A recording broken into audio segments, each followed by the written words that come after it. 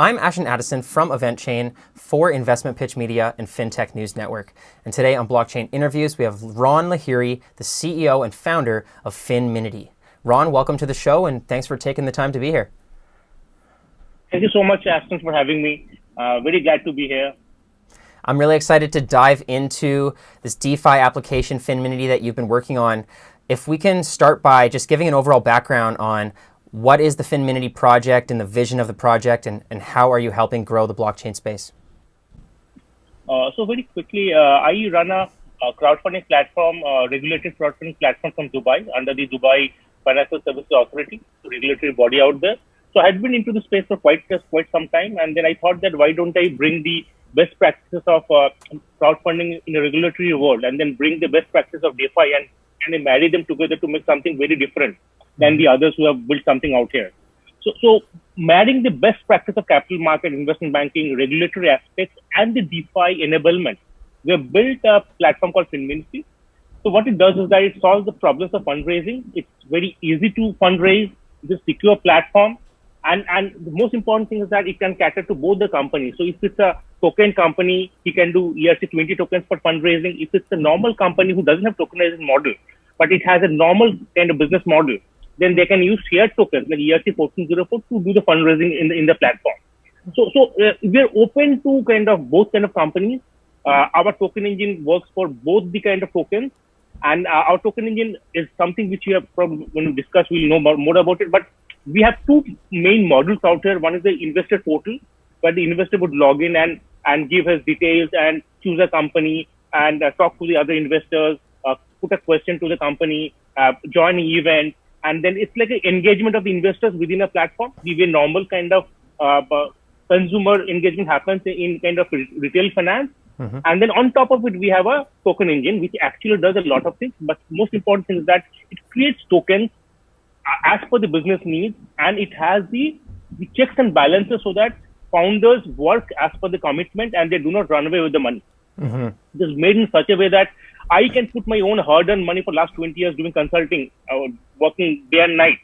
Can I put my own money out here so that nobody can take away that money? So it has been built in a manner so that I can keep my money as investor, and as a founder, I can kind of depend upon a company where they can help me to raise funds. So it has been built in both the manner, from both the sides of a particular person. Mm-hmm. That's great, Ron. And yeah, there is two sides. There's the investor discussion, and then there's the startups and small to medium businesses that are raising capital. And Finminity's version of how you're accelerating these companies to allow them to raise capital easier.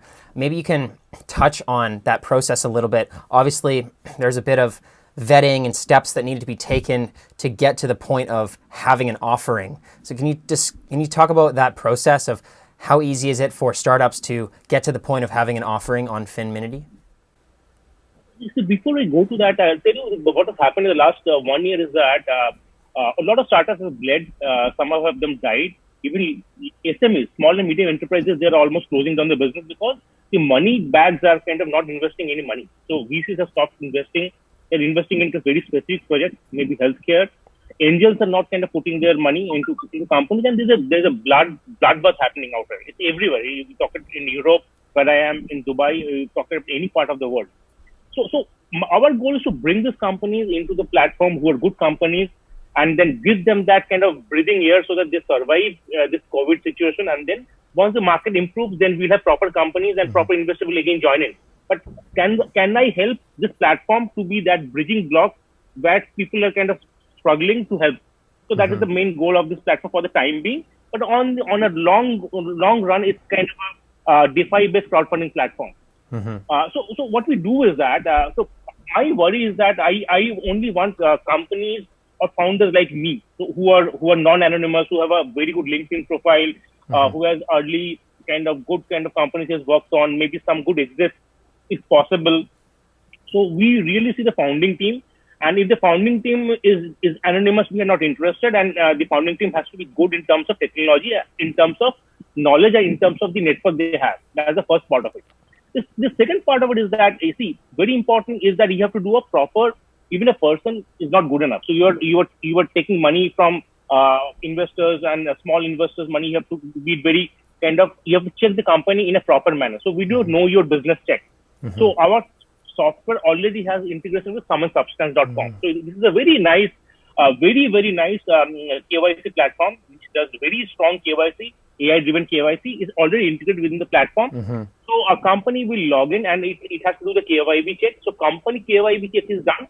The founder as well as the beneficiary, both of their KYC checks are done. So basically, until a company is checked and the company's founders or beneficiaries checked, we do not kind of want to get the company on board.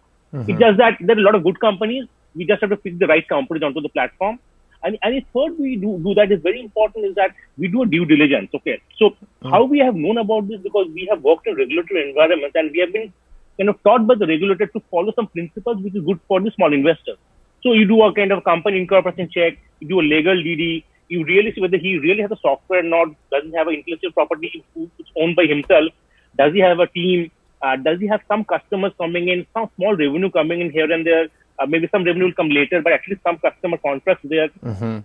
Do some financial due diligence, and then any assets. So do you really have an office? The office is not needed anymore, but in terms of asset, do they have people? Do they have the intellectual property? Do they have the software as terms of assets? So once we have the due diligence done, the company is onboarded to the blockchain platform, and then all the records are available out there, and this record, which is the company check and the KYC check, is available to investors if required. So it's not open to everybody, but if some large investors are willing to see how you have done it, we'll be happy to do it in a once-off situations also. But we have it ready because regulator may ask it. Regulator would like to see who are the companies they've onboarded.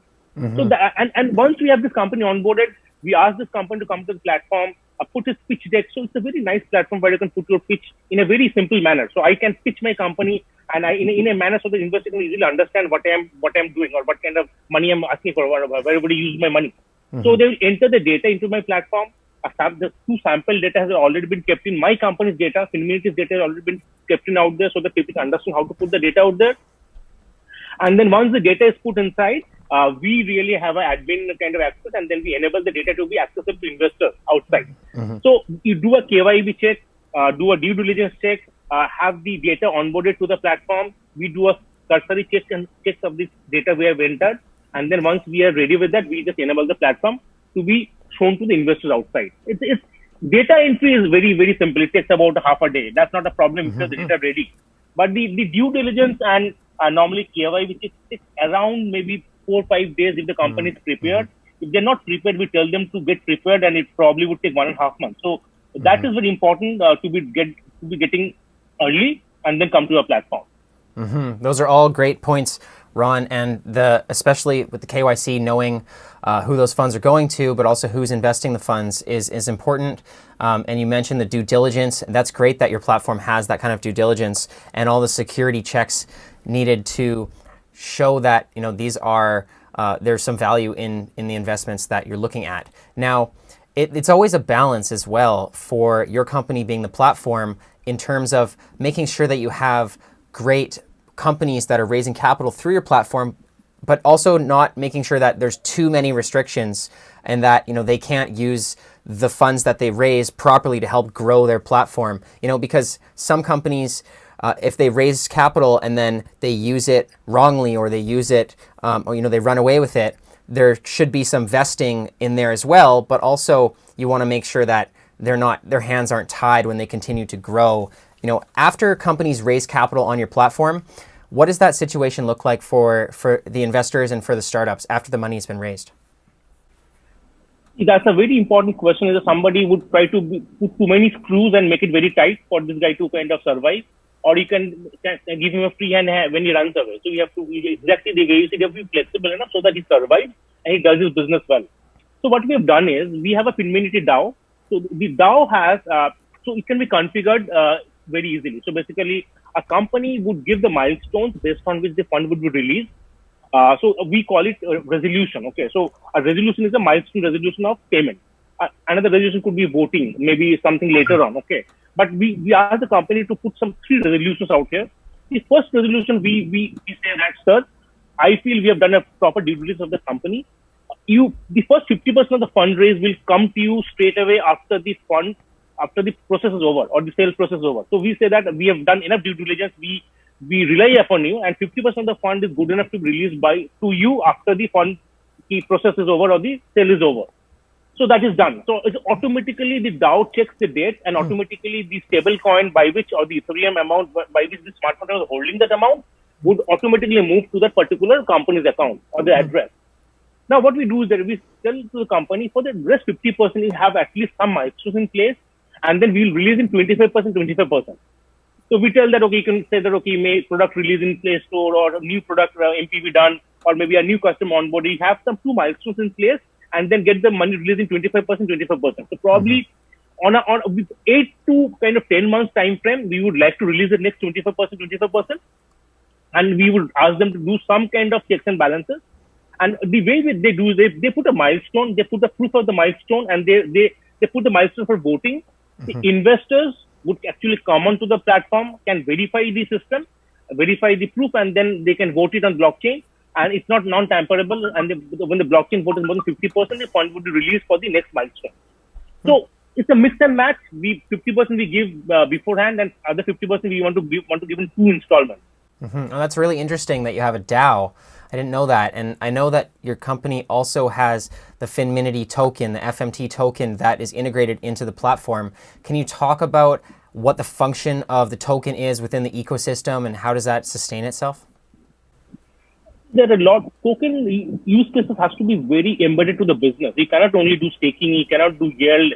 That is the kind of enablement on top of a basic business model. Okay? So what we have done is that our FMT token has a very clear use case. Very simple is that the other companies who come to the platform, we are going to have a robotics NFT company coming to the platform very soon.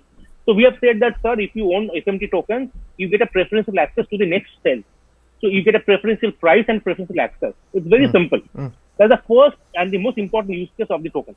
The second important use case of the token is that the next company who comes to the platform would have to buy some of the tokens, and that token has to be a bond.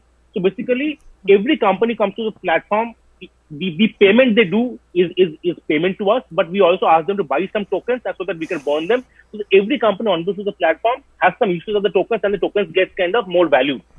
Those are 2 main use cases of the tokens. The third use case is that you can do votings, and you can be part of the voting of governance system. So as an investor, if you have the tokens and something has come up for voting, you can actually vote on particular kind of resolution or milestone.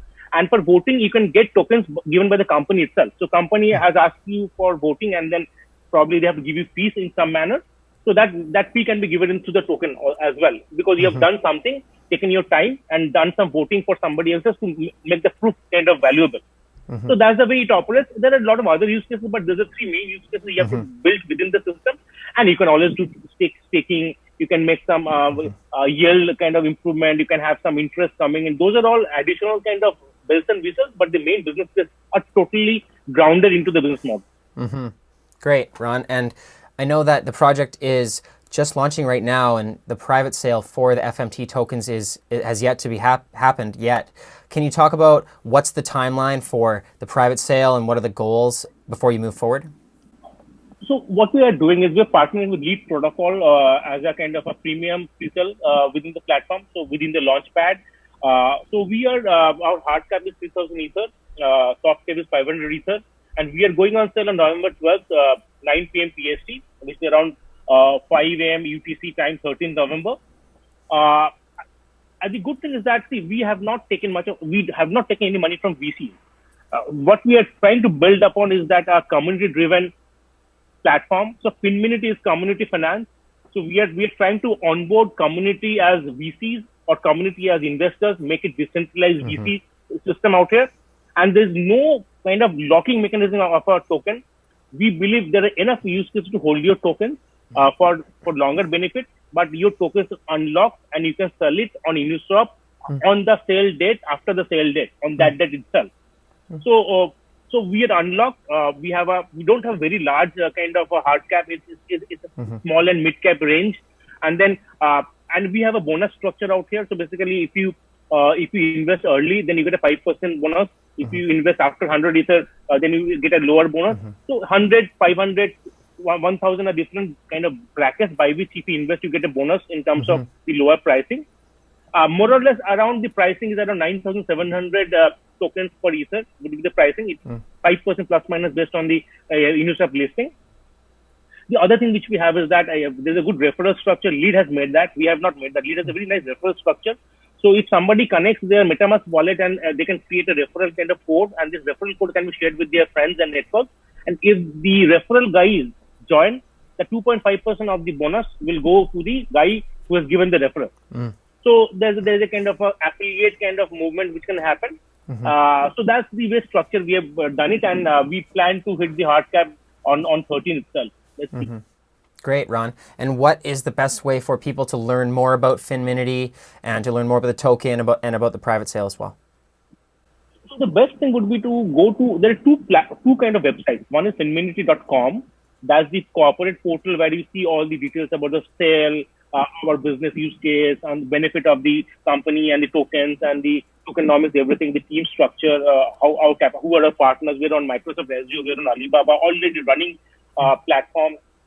So they can see about that kind of a company details out there. If they want to really see the application running, they can actually go into finminity.finance, create a login by themselves, and they can just kind of see how they can create a company, how they can be of a community, how they can put a question. So they can go both the places. If they want to really ride the BMW or the Beamer, let them go to the finminity.finance. If they want to go to the showroom and check the cars out there, they let them go to the finminity.com platform. Great. Well, I will leave those links in the description box below. It's all the time that we have for the interview, but all the best moving forward with Finminity, Ron. It's a pleasure speaking with you, and all the best with the raise as well and the platform, and let's follow up in the near future. Thank you so much, Yasmin. Yeah, have a nice day, a nice evening, good night.